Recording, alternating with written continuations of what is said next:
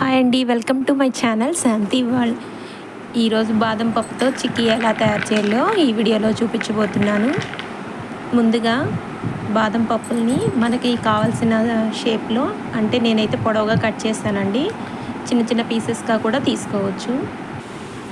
ఈ విధంగా బాదం పప్పుల్ని పీసెస్గా తీసుకున్న తర్వాత వీటిని ఫ్రై చేసుకోవాలండి. లో ఫ్లేమ్లో పెట్టుకొని, వీటిలో పచ్చిదనం ఉంటుంది కదా, ఈ పచ్చిదనం అంతా పోవడం కోసము లో ఫ్లేమ్లో పెట్టుకొని 2 to 3 minutes ఫ్రై చేసుకుంటే లోపల ఉన్న పచ్చిదనం అంతా పోయి మంచిగా ఉంటాయండి.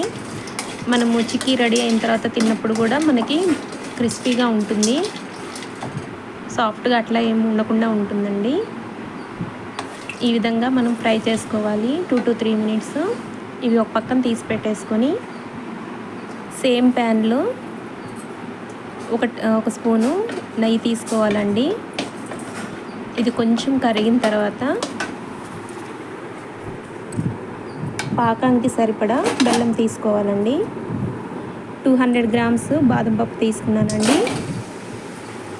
బెల్లం అయితే ఒక 100 grams అయితే సరిపోతుంది. బెల్లం వేసిన తర్వాత వాటర్ ఏమీ అవసరం లేదండి. పాకంకి కొంచెం కూడా ఏం వాటర్ వేయకుండానే ఉంటే కరుగుతున్న కొద్దీ మెల్ట్ అయిపోతూ ఉంటుంది బెల్లం మొత్తము.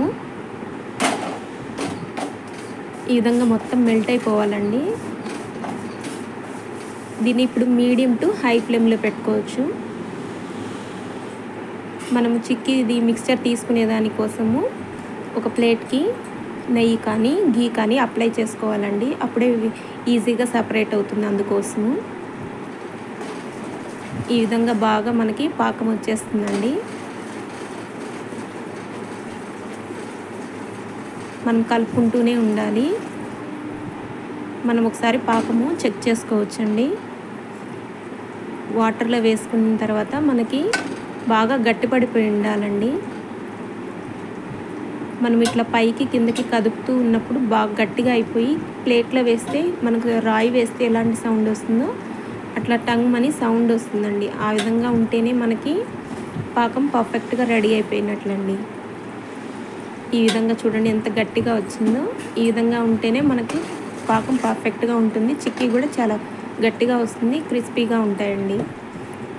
ఈ విధంగా రెడీ అయిన పాకంలో మనం ఇందాక ఫ్రై చేసుకున్నాం కదా బాదం పప్పులు, వాటిని కలుపుకోవాలండి. వీటిని వేసుకొని ఒక 1 minute అట్లా కలుపుకోవాలి.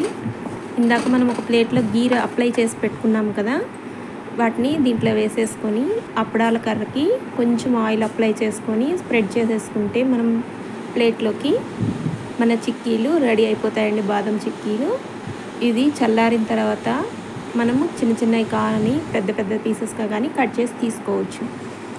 అందరికీ థ్యాంక్ యూ అండి మా వీడియో చూసినందుకు. వీడియో నచ్చితే లైక్ చేయండి, షేర్ చేయండి, సబ్స్క్రైబ్ చేయండి. అందరికీ థ్యాంక్ యూ అండి.